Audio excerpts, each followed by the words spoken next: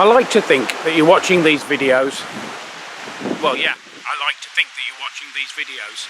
But I like to think that you're watching these videos in the same way as I sometimes watch Manic Street Preachers videos on YouTube. Jumping from Stay Beautiful, through Kevin Carter, through to Autumn Song, and watching the little changes in their career and presentation. So if you've just clicked from the end of East Leach Martin and wondered what happened to my face, I know what you mean. But also, I feel the same in other senses too. Like I've just woken from a dream on the same day into the same part of summer. Water, dancing light on water, rushing over stones. But this time not Gloucestershire, Yorkshire. And as I've said before, that matters.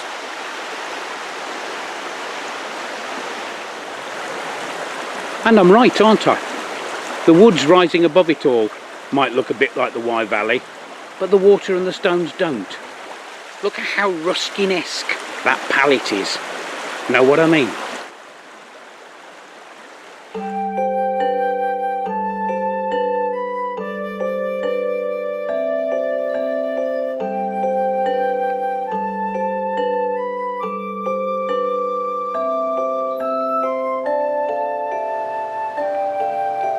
The lazily swishing tails of the mongrel assortment of English horses, and the spores drifting through the air, all Frank Brangwyn, bit Stanley Spencer, could be 150 years ago.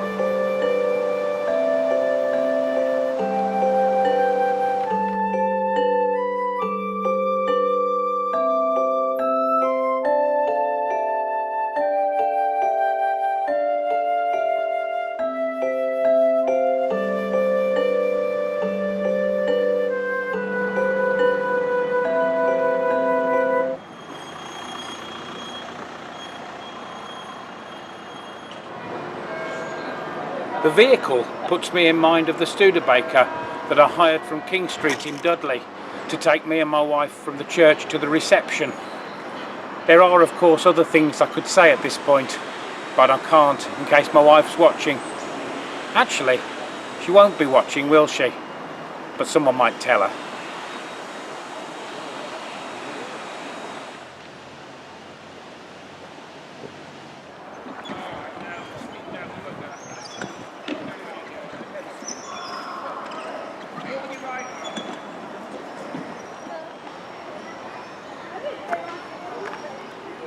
Okay, what's this then?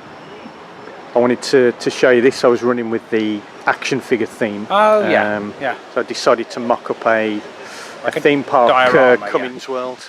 Okay, and yeah.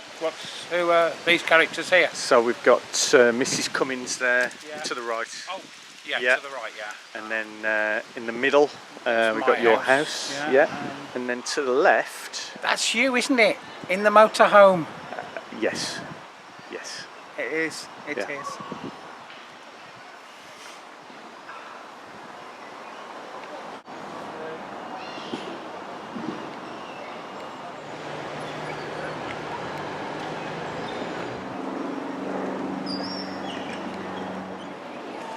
It's taken me quite a long time to realise that perhaps the true marker of a town's impressive visual identity is when you take a photograph, walk a couple of feet further and think, I wish I'd taken it from here.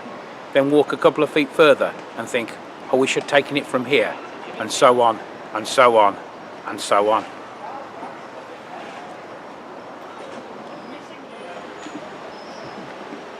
It's such a lovely thing just to stand here and soak in the trickle of structures from the stumpy little spike of the spire down to the riverbank.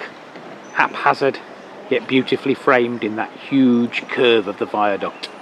The birds flying in and out make me think about Richard Hillary flying his Spitfire named Sredni Vashtar through the same, redeeming the time indeed.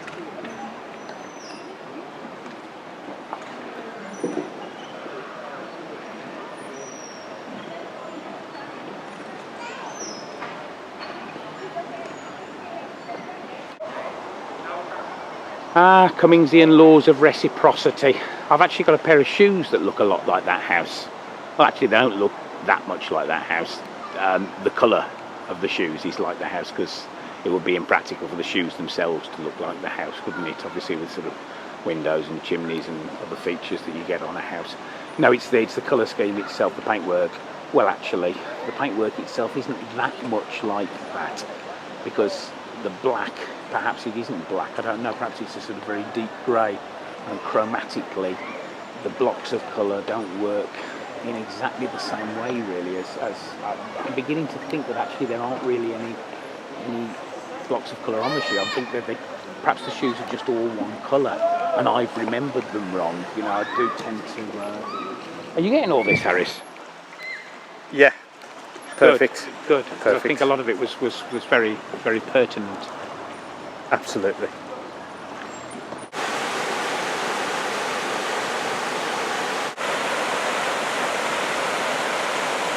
Court is in session. Could I have your name, please, sir? Dan Cummings. Dan Cummings. Yeah. Lovely, excellent. Come dressed very appropriately for your trial here. I am Judge Oswin Mandeldrake III, and I will be sitting in judgment of you today.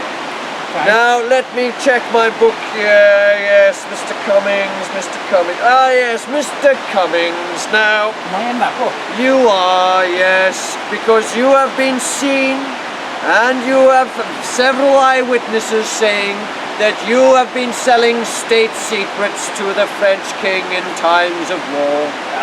Yeah. Yes, sir, I'm glad to see you are admitting your crime.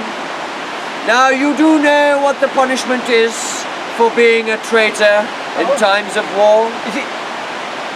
Do you give me some biscuits and tell me off? Tell you off with tea and biscuits? What sort of judge do you take me for, sir? And if you dare to undermine my authority again, I shall hold you in contempt of court. You, sir, for treachery are being charged with beheading. You are to have your head removed by the executioner. Any last words before you are condemned? No, I'm sorry, it's come to this. I didn't mean it. I sold a couple of secrets, and they weren't really massive secrets or anything. They were just stuff people had told me. I didn't really think there was any harm in it. Oh, well, nonetheless, sir, King Henry VIII has made his points of view very well known on this occasion. You, sir, are hereby condemned to death.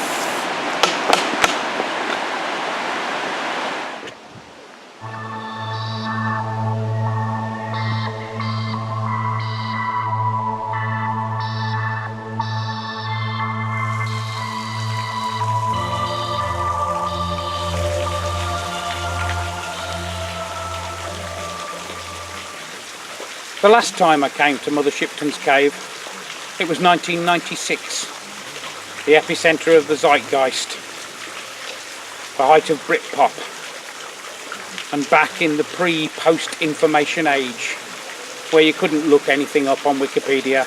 So in honour of that, I haven't done. But I'm assuming that this Mother Shipton is the same one that petrified those chaps and turned them into the Rollright Stones in another episode of Cumming's Your Way. I could be wrong. Either way, she was a prophetic hag. And there's a moth named after her, I think, which has got two images similar to her profile on either wing. There's a nice photo of me outside the well back in that year. I'm wearing a green cravat. My hair is side parted. Probably by the time you're watching this, there'll be an app that you can touch and you can look at my photos even if you don't know me, or they're in a bag somewhere in the loft or in the garage and you have no access to them. So look it up. It's a nice one. It's a lovely big sculptural swathe of water cascading and then suddenly stopped in its tracks, isn't it? In my memory, I attached something to the well. I don't know what it was. Maybe I've misremembered it. It was Britpop. Maybe it was a menswear album. Since then, I assume someone's had the good sense to take it down. You can't predict everything, can you? You could predict menswear would fail. Yeah, you could actually. Just Johnny Dean's suit. It was ridiculous, wasn't it? It was just like a white Burton job and the rest of them just had the tracksuits on. Rubbish.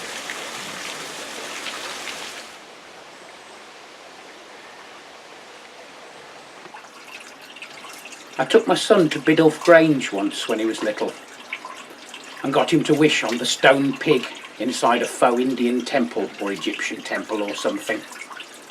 And he stood there and he said, I wish, I wish, I wish. But he didn't wish for anything. There's a plastic frog in here. I suppose that's to be expected, isn't it?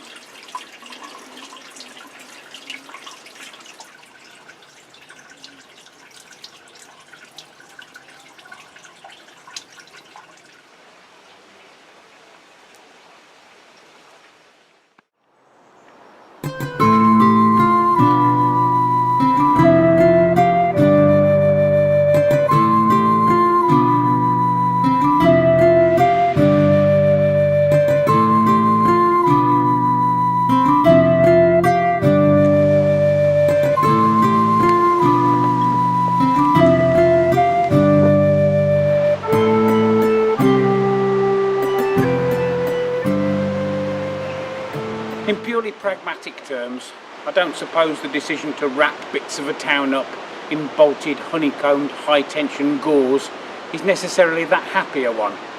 But it looks beautiful, like the town's wearing a veil.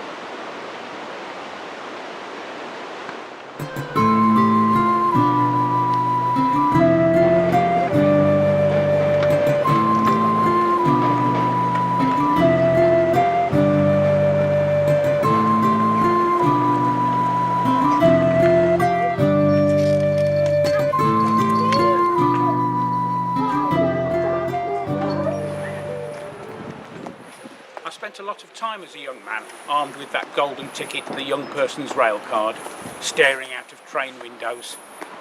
But only 5 towns ever made me ache to visit them instantly, just based on that passing glimpse. And Knaresborough's one of them.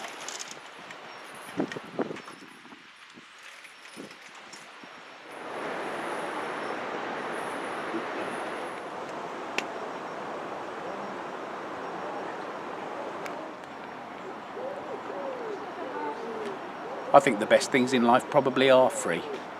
I also think they're probably replete with balance and poise and symmetry and deep and significant shadows and reflections in dark water. Know what I mean?